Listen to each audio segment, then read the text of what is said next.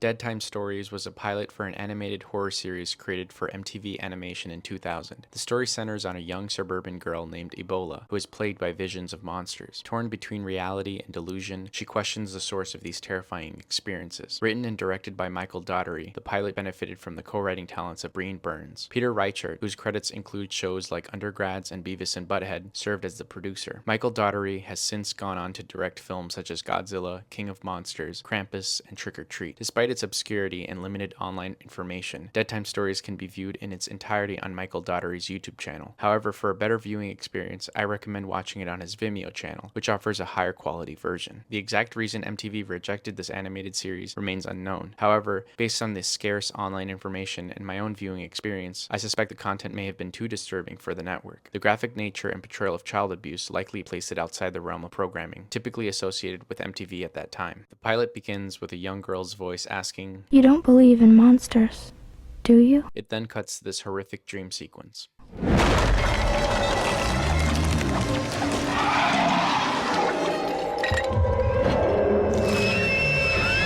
Ebola wakes up with a scream, the echo of the nightmare fading as she finds herself safe in her own room. Sunlight bathes her bed in warmth, bringing a sigh of relief. She walks to the window, seeking a calming view, but instead sees a sad and lonely little girl at the neighboring window. In the background, the faint sounds of the little girl's parents arguing can be heard. The girl offers a frail wave towards Ebola. Ebola returns the gesture with a friendly wave, hoping to offer a moment of comfort to the sad child. The scene then cuts to Ebola in the bathroom, following her morning routine. Suddenly, her reflection in the mirror starts talking to her. Christ, brush your teeth. It smells like something crawled in your mouth and died. Sorry. So, how was your nap? I had that nightmare again. It wasn't a nightmare. It was a recovered memory. Please shut up. Listen, just watch what you say to dear old Mom and Dad, or we'll end up back in the rubber room. Don't worry, I won't tell them about it. Or you. Good girl. Now rinse.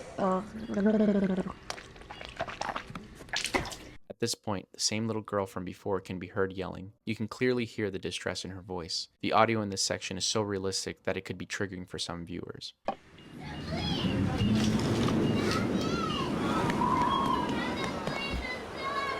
The scene cuts to a window, revealing the silhouettes of a little girl and her father in her bedroom. The father points at her, seemingly talking down to her, while the little girl pleads for him to stop. Suddenly, the scene cuts back to Ebola. A loud whip crack echoes, followed by a piercing scream from the girl. The sound is so disturbing that Ebola slams her window down.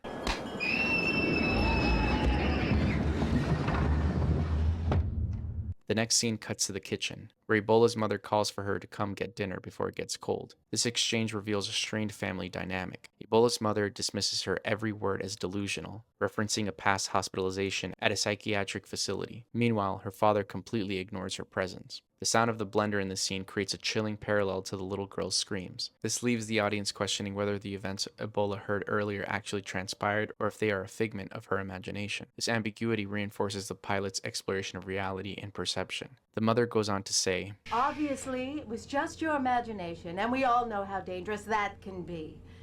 Besides, Mrs. Rifkin is in the PTA with me. We had tea with lemon." Next, Ebola's mother hands her a jumbo-sized gingerbread cookie and instructs her to go to the neighbor's house where the little girl lives. However, Ebola protests, exclaiming that she will not go anywhere near the neighbor's house. Her mother replies with, "Oh, really? All those who haven't been diagnosed as insane, raise their hands." Defeated, Ebola takes the cookie and walks over to her neighbor's house, dreading each step. Just as she looks up at the house, a spider abruptly appears on screen. We see a local neighborhood kid named Smirk revealed as the culprit. Ebola recognizes him and clearly isn't amused by his prank. They both glance at the house Ebola is headed towards. Smirk offers a bit of insight into the family's history, claiming that the family living there moved in just after Ebola flew over the cuckoo's nest. He describes the parents as an odd couple who never leave their house during the day. Concerned, Ebola directs her question to Smirk, inquiring about the little girl. Smirk replies with a chilling addition. "You mean the one that's left?" Huh?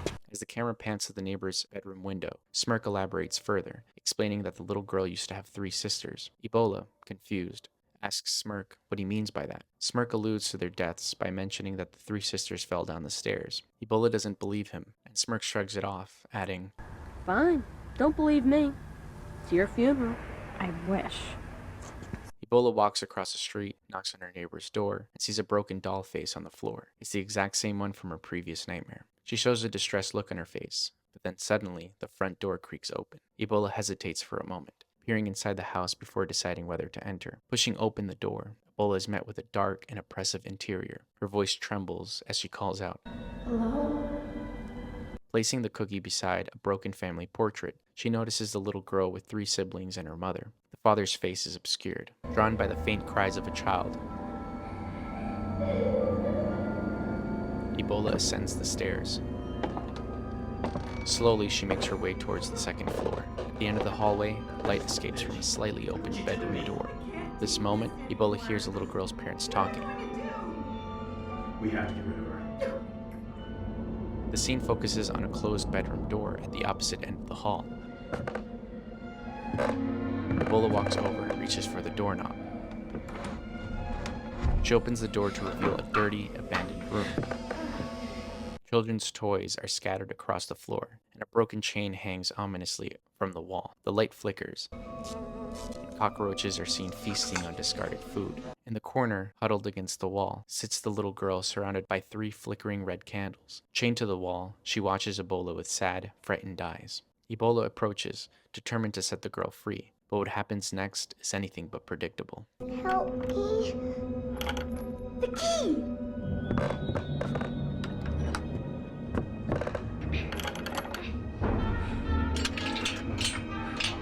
I'll tell you when they find you.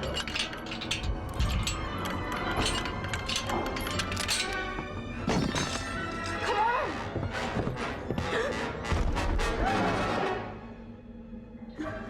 You don't know what you've just done.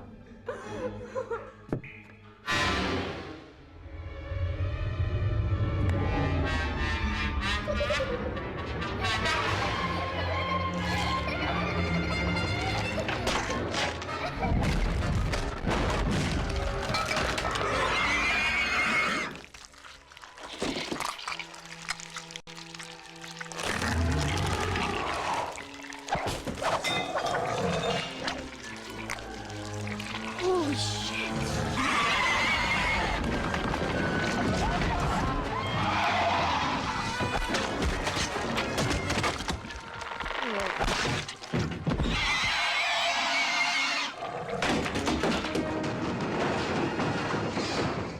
This isn't real. It's like the doctor said. My mind's playing tricks.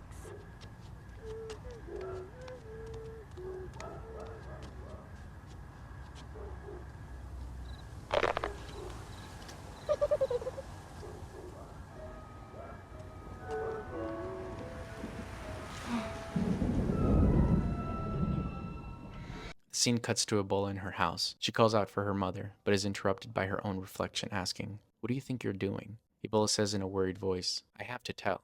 Her reflection replies with, "They'll just have us locked up again." Ebola asks, "So, what do I do?" To which her reflection quickly says, "Lie. Say the girl ran away. Her parents are looking for her. Whatever. Just make it up good." Ebola's mother asks her if she met the neighbors. Ebola lies, saying she hadn't since no one was home. Her reflection is pleased and tells Ebola, "Good girl." The story concludes with a rather intriguing exchange between Ebola and her reflection. I'm not crazy. It was real. Wasn't it? Sure, it was real. As real as I am.